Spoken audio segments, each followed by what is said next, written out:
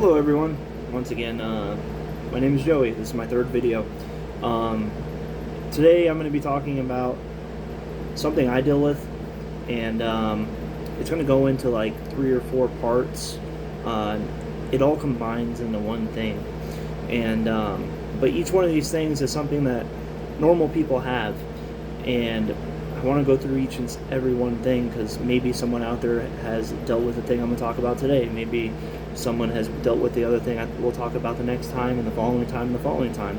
And if I can find that 1 or 2 people that have had these problems before, then I'm reaching out to the people that I want to reach out to. And everything I say doesn't correlate to one thing. It can correlate to anything you want it to correlate. Just because I'm talking about one topic doesn't mean that it has to be that topic. So today I'm going to be talking about gambling issues.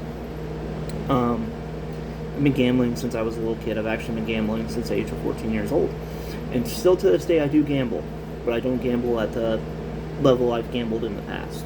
I'll go play like poker every once in a while. I'll gamble on a sports game every once in a while, but not to any high stakes extent. I usually only bet like maybe like $100 to $200, enjoy my time, take a break from it. But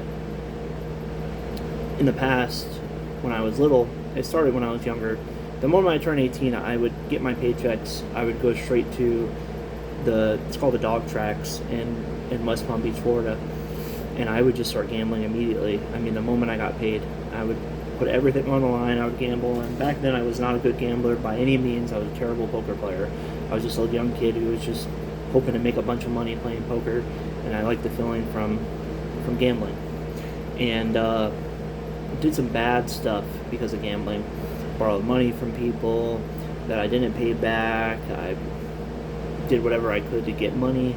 I worked multiple jobs because I was wasting all the money at one job gambling, and I wasn't using my money very well. I lost a car because of my gambling. My very first car I ever had, I wasn't making the payments on it even because I would lose all the money gambling. Wasn't financially responsible, especially as a young man. Well, when I joined my job when I was in my 20s, things changed a little bit for a little while because I had no chance to be able to do that gambling and stuff. And then it got bad. I started going to the casino every single day. It became to the point where my paydays would be like 14th at like 2 a.m. in the morning. And I would literally sit in the casino. I'm not even like joking. I would sit in the casino at like 1 in the morning. I would get there, and I would just wait and wait and wait and wait. And when 2 a.m. hit, I was at the ATM pulling out money.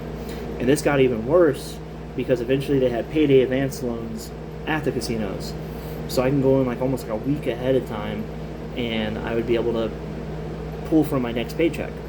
And it got so bad because I would have a bad streak. I would have a good streak. I'd have a bunch of money.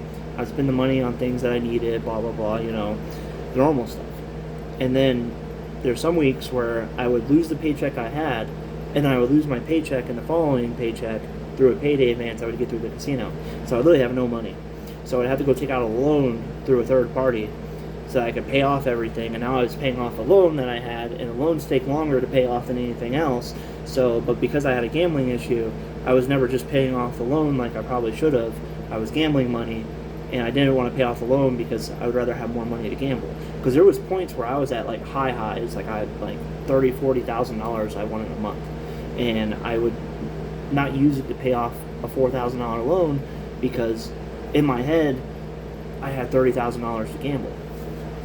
And gambling is definitely an addiction, and we gamble every day in different things. It doesn't matter. I mean, like, we take risk in everything, and gambling money is a big deal, especially nowadays where everything's freaking expensive for no reason at all. I mean, you go to buy a gallon of milk, you could be spending anywhere between $4 to $10 for a gallon of milk. Now, I'm not that old, and I remember when I used to go to the grocery store, a gallon of milk was like $2, 12-pack of eggs was $1, and money's so important now. Gambling, it seems kind of like not the smart thing to do unless you're so well off that money doesn't matter. But to the average person, $200 is $200. And but you know, that's like some of the bad things I was doing with gambling.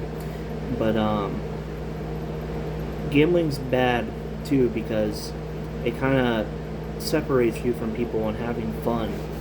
So like you'll have friends, they'll have parties, they'll be like, all right, we're gonna go out to the bar, we're gonna have a good time, and like I wouldn't go out to the bars and stuff because one, I was either gambling, or two, I didn't have any money to go to this bar and have a good time with my friends, and I didn't want to. I did get good at not asking for people for money. I never would ask people for money after a little while. That's the one thing I did slowly like develop. I would never borrow money from people because I didn't want to have that type of deal with people. And yeah, it's awful feeling. It's even more awful when you're sitting in your house and your lights are shut off because you were dumb and you gambled all your money away, and now you don't have the lights in your house, and you have to explain to your landlord that you're going to be late. I didn't tell her that, I lost all my money gambling. I told her because of my job, money didn't come through the right way. So, just let me get my paycheck so I can pay you your rent. And she, my landlord would be like, okay, that makes sense. Obviously, that was a bad thing for me to do, to lie, but I can't really tell the landlord, yeah, I gambled all my money, so, I can't pay you, you know what I mean? But she can be like, well, you can't live here, you know what I mean? I need a place to live. And terrible experience to go through. And I think the way I like stopped gambling is, it's gonna sound really, really like goofy, but I kind of like compare everything to food, right? I'm a big boy. I like eating. I enjoy food. I started comparing everything. At the time, McChickens were $1, and every time I would spend money on something, I would literally be like, if it was like $200, I was like, God dang, that's about 180 McChickens, because there's taxes, and people would just look at me like, what the heck are you talking about, dude? And I'm like, I can get 180 McChickens for this, what you're making me pay right now. And I started getting the concept of money, like how money is important. And I do have a tattoo on my arm, and it means greed. It means I'm a greedy person. And it doesn't just mean I'm greedy with money, it just means I'm greedy in general. I want much more than what things are offering to me. And I got the tattoo on my right arm so that every time I reach out for anything, that my tattoo shows me, like, you're a greedy person. You need to, relax that mindset. And I'm greedy in love. I'm greedy with money. I'm greedy with relationships.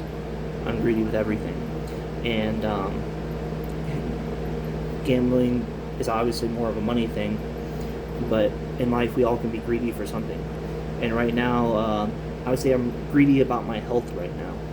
And maybe that's not the worst type of greed to have, but greed is definitely a very, very strong emotion, and it's something we all deal with.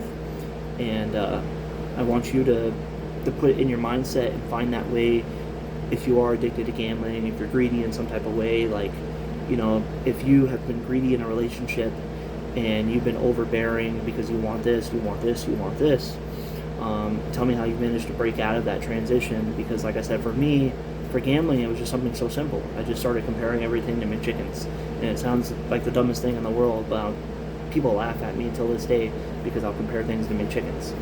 And put me in a bad mindset too when I was gambling, because obviously if you lose all your money, I remember being in the middle of the night, I'd punch my steering wheel as hard as I could because I was so mad, because I'm like, oh, you're so stupid for losing all that money. And then I would just go back to the casino right when I got paid again. And it's an awful, awful feeling. And nowadays I'm better at poker. I would say I'm like an even winner now. Sometimes I lose, sometimes I win, but I also don't gamble that much anymore. So it's not really that big of a deal. And you shouldn't give everything you away that you like, right? Even if it's something that's not that great, you know what I mean? You shouldn't just stop doing something if you really, really enjoy it. Because the moment you stop something, then it's going to eat you up inside.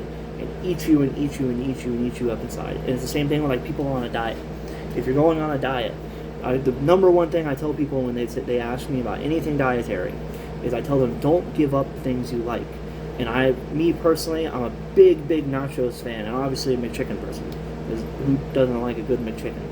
But nachos, number one thing, period. I love good nachos. And if I go somewhere and someone's like, let's go out to eat, and there's nachos on that menu, I don't care about anything about diet. I'm having nachos, and then I'll have that grilled chicken. Like, I'm just going to enjoy that. So make sure you do everything in moderation. It's very important if you enjoy something to try to do it in moderation, especially if it might affect you in a negative way. And the same thing with food, same thing with love, same thing with like anything you do in life. If you can moderate things that might be bad, but you enjoy doing it, you'll have a much more successful time with the things you do. And that's very important in your life and in whoever's around you in your life, because if you become that person who just wants and wants and wants and wants and needs and needs and needs from the people around you, people aren't really going to want to be around you, because they're going to be like, all right, this guy's more of like a sponge. He takes and takes and takes, and finally maybe at the end he'll squeeze out some water, and give a little bit of love back. But being greedy is a terrible thing to be, but being greedy at the same time can be one of the best things you can absolutely be if you do it in a positive manner.